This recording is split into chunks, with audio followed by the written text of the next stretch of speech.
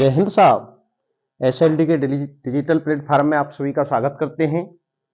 सर्वे भवन्तु सुखिनः, सर्वे सन्तु निरामया, सर्वे भद्राणि पश्यन्तु मा कश्चित् दुःखभाग् भवेत्। इस विराट मंगल कामना के साथ आज की कक्षा में प्रवेश करते हैं। मैं राकेश कुमार आपको विषय हिंदी पढ़ाऊंगा। देखिए, वैसे मैं पहले परिचय दे चुका हूं। एक पहली क्लास मैंने आपको पाठ्यक्रम से संबंधित बताई है। अब उसी कड़ी में आगे आज हम आदिकालीन कवियों में चर्चा करेंगे।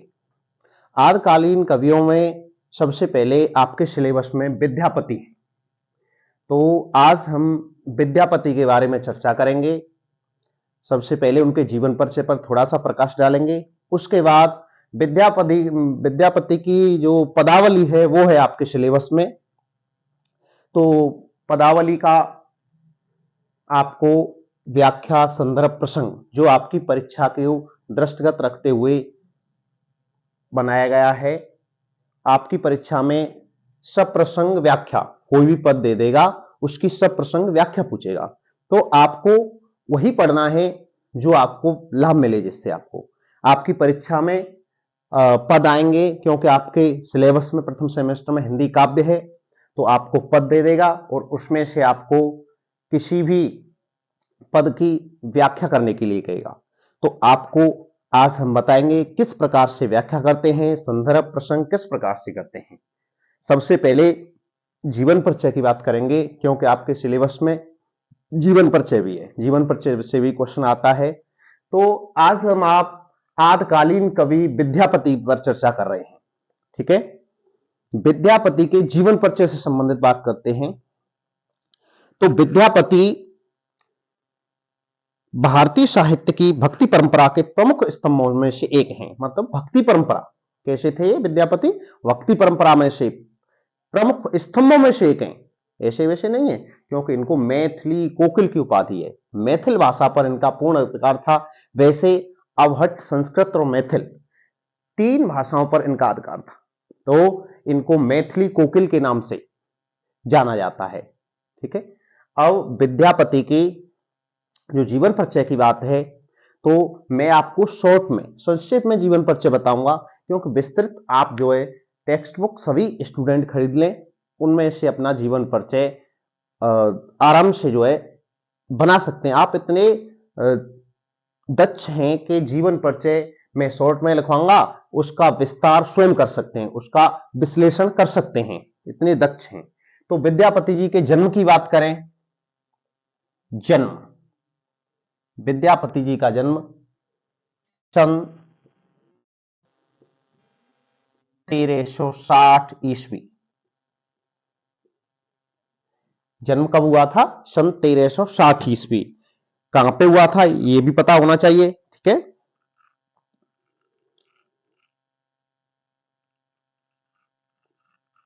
मिथिला प्रांत के बिस्पी नामक गांव में।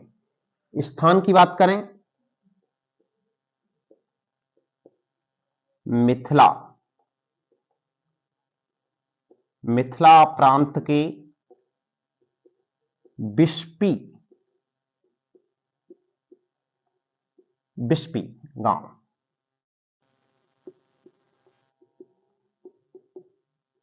जन्म 1360 में, स्थान मिथिला प्रांत के बिस्पी गांव में। ठीक है, तो आप ऐसे लग सकते हैं कि साहित्य में एक भक्तिकालीन कवि जो है विद्यापति जी का जन्म सन 1360 ईस्वी में मिथिला प्रांत के बिस्पी नामक गांव में हुआ था। ऐसे आप स्वयं बना सकते हैं। ठीक है, मैथिल के सर्वोपरि कवि के रूप में जाने जाते थे विद्यापति, मैथिल के सर्वोपरि कवि। ठीक है, इनके पिता की बात करें, पिता विद्यापति जी के पिता का नाम था गणपत ठाकुर। क्या नाम था? गणपत ठाकुर। विद्यापति जी के पिताजी थे गणपत ठाकुर। ये भी एक महान विद्वान थे, उच्च कोटि के विद्वान इनके पिता, और राजमंत्री थे। ये भी लिख देना है आपको। एक कौन थे? के विद्वान, उच्च कोट के विद्वान।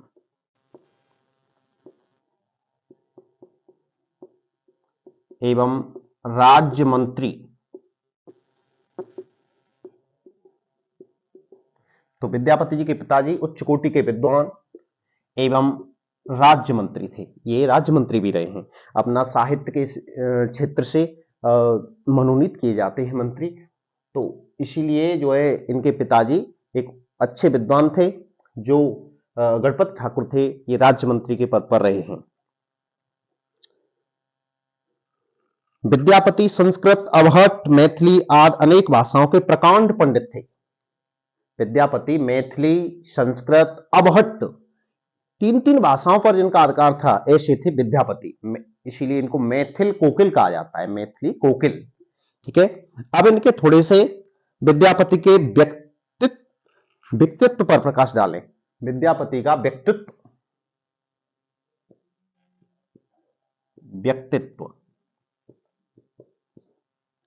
इनका व्यक्तित्व की बात करें तो महाकवि विद्यापति का व्यक्तित्व विविधमुखी था। विविधमुखी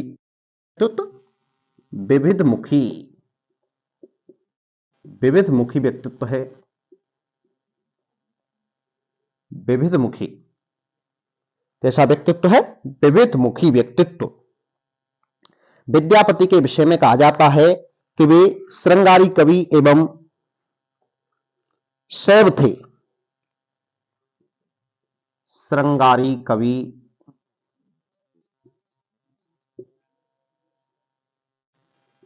एवं शैव थे। कहा जाता है कि विद्यापति के पदों को सुनकर महाप्रभु चैतन्य भक्ति के आवेश में भाव विभोर होकर लोटपोट हो जाते थे।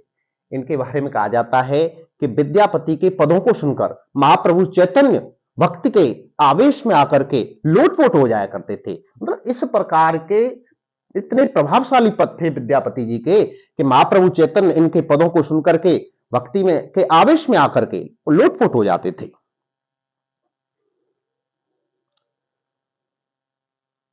इनकी कविता इतनी लोकप्रिय हुई कि बंगाली, बिहारी तथा हिंदी प्रदेश के लोग इन्हें अपना अपना कवि मानते थे, सिद्ध करने में लग गए। सभी अपना अपना, बिहारी, बंगाली, हिंदी वाले सभी अपना अपना कवि।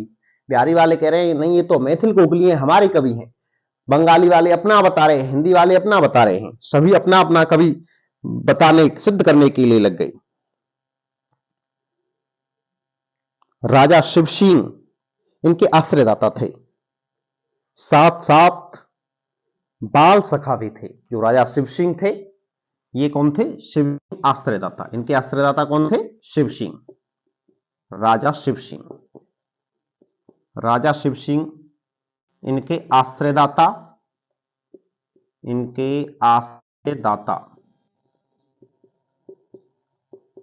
तथा बाल सखा थे।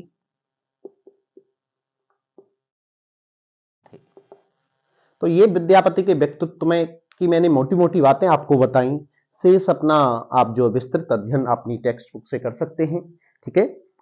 इसके बाद इनकी प्रमुख रचनाएं, विद्यापति की प्रमुख रचनाओं पर मैंने जन्म स्थान और इनकी मृत्यु के बारे में और बताएं। ठीक है। विद्यापति जी की मृत्यु कब हुई थी? इनकी मृत्यु 1450 में हुई थी।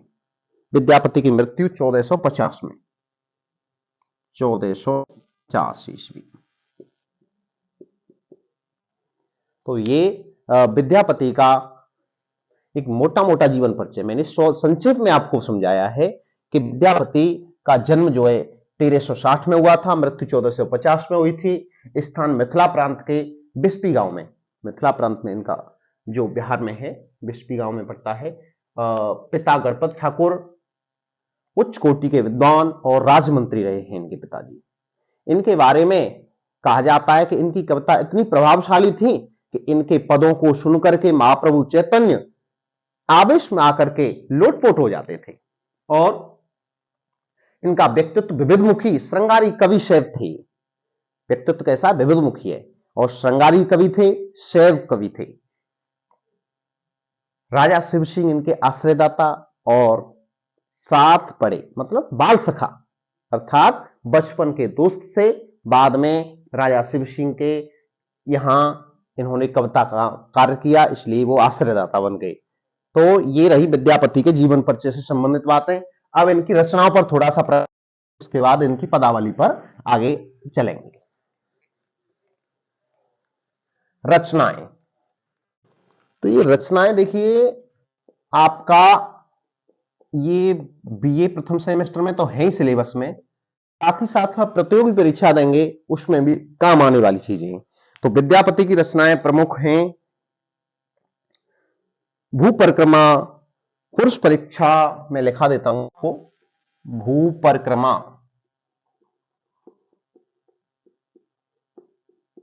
पुरुष परीक्षा,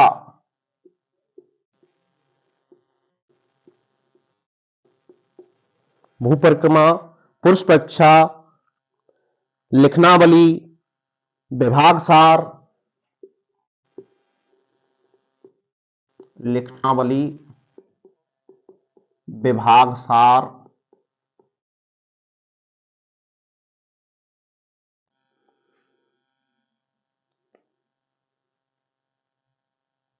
गंगा वाक्यावली,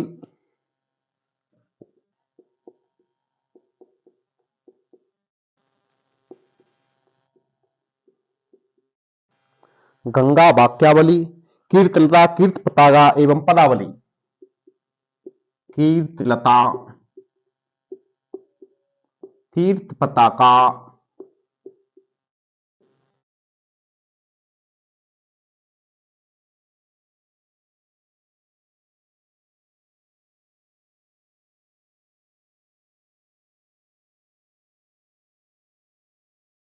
आज तक पूछ ली गई है।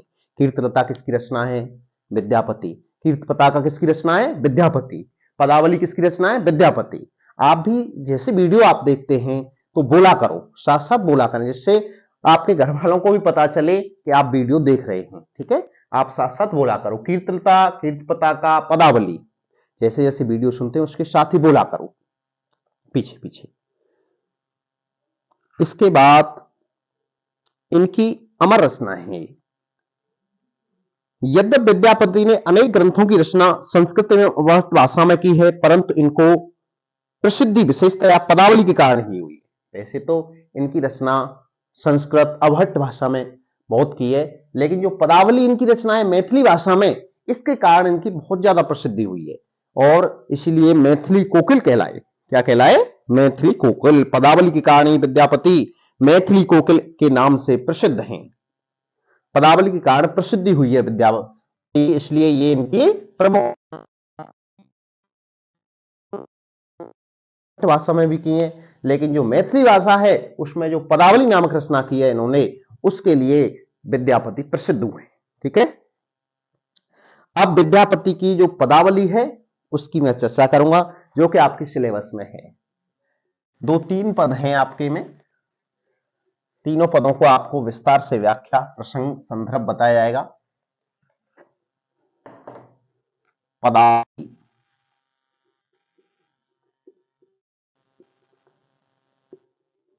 मैं लिख देता हूं उनकी पदावली जो है आपके सिलेबस में। इन्होंने राधा प्रेम, श्री कृष्ण प्रेम, कृष्ण और राधा के बारे में इसमें बताया है। राधा की वंदना, सबसे पहले पदावली आपकी राधा की वंदना, पदावली राधा की वंदना, इसमें राधा के रूप सौंदर्य के बारे में चर्चा की है इन्होंने। तो पदावली है इनकी, देख देख राधा रूप अपार,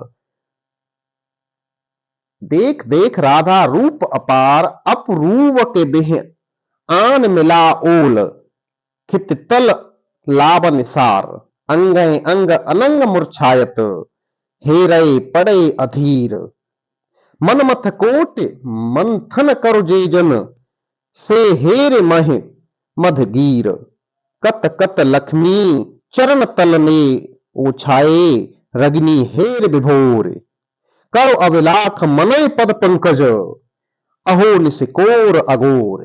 ये है इनका राधा की वंदना नामक पद। देख रहा, लिख देता हूं उसे, देख देख देख देख राधा रूप अपार। देख देख राधा रूप अपार। देख देख राधा रूप अपार, अपरूप के देह आन मिला। अपरूप, अपरूप, अपरूप के देह आन मिला ओल। के आन मिला ओल। अपरूप के आन मिला ओल, खित तल लावन सार। खित तल लावन सार।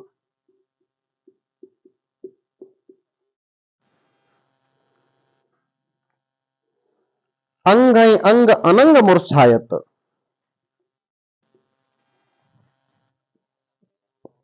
अंग अंग अनंग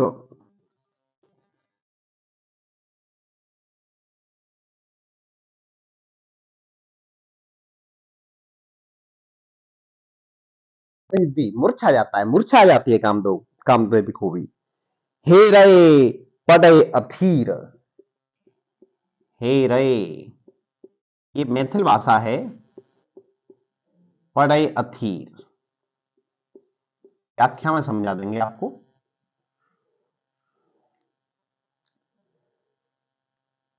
मनमथ कोट मंथन करो जे जन। मनमथ, मनमथ कोट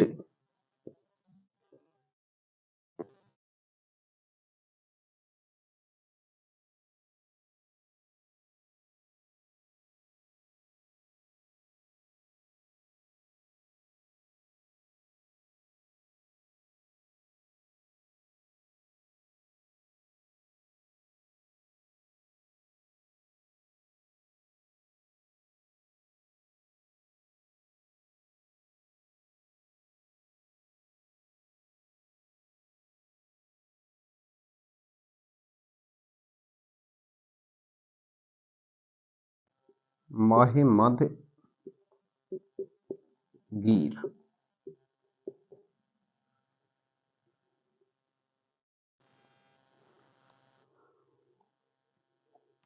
कत कत लक्ष्मी चरण तल ने ओछाए। कत कत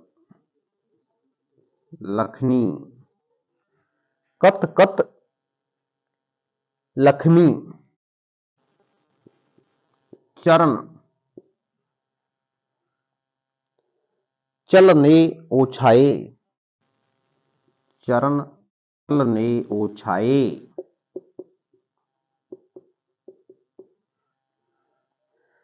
कत कत लक्ष्मी चरण तल ने ओछाए, रंगनी हेर विभोर। रंगनी हेर विभोर।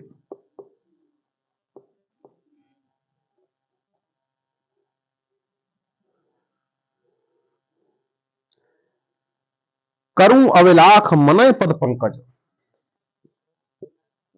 करूं अविलाख मनहि पद पंकज। अहो निश कोर अगोर। अहो निश कोर अगोर। ये है आपकी पहली पदावली। पहला पद आपका पदावली से ये है। तो सबसे आपको ये ध्यान रखना है कि किसके द्वारा रचित है। ठीक है, अब आपके परीक्षा में ये पद आ जाता है तो आप जब एक बार वीडियो देख लेंगे, सुन लेंगे इस पद को, तो आपको ये पता रहेगा कि विद्यापति द्वारा रचित है। तो आप आसानी से इसका प्रसंग बना सकते हैं, संदर्भ लिख सकते हैं। ठीक है, तो सबसे पहले मैं संदर्भ और प्रसंग दो चीज। संदर्भ, इसका संदर्भ परीक्षा पूछता है, सब प्रसंग व्याख्या कीजिए।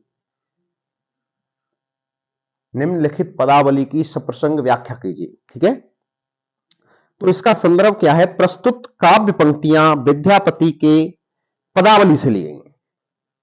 तो आपको पता होना चाहिए प्रस्तुत काव्य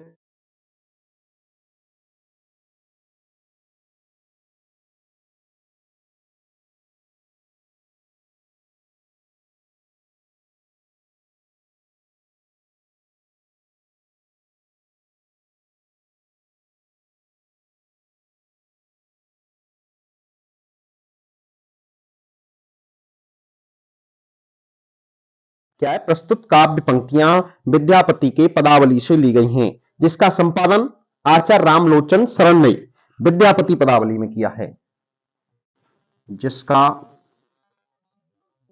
मैंने बताया था संपादन आपको,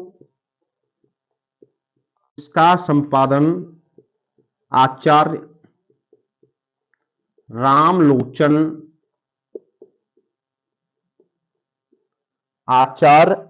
रामलोचन शरण ने विद्यापति पदावली में किया है।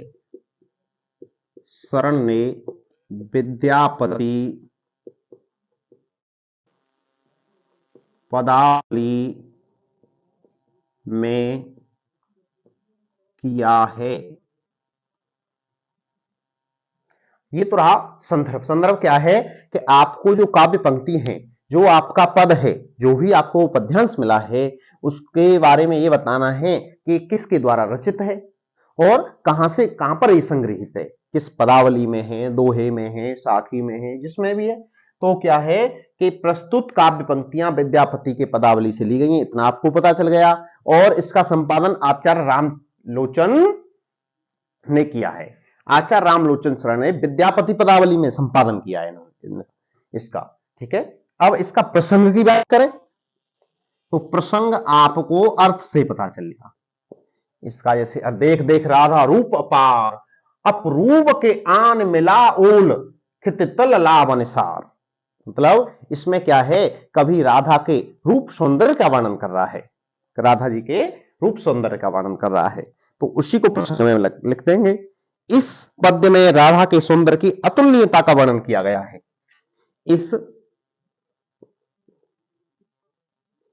इस पद में राधा के अतुलनीय, जिसकी तुलना न की जा सके,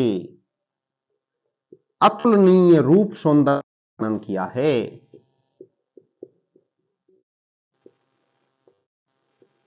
वर्णन है।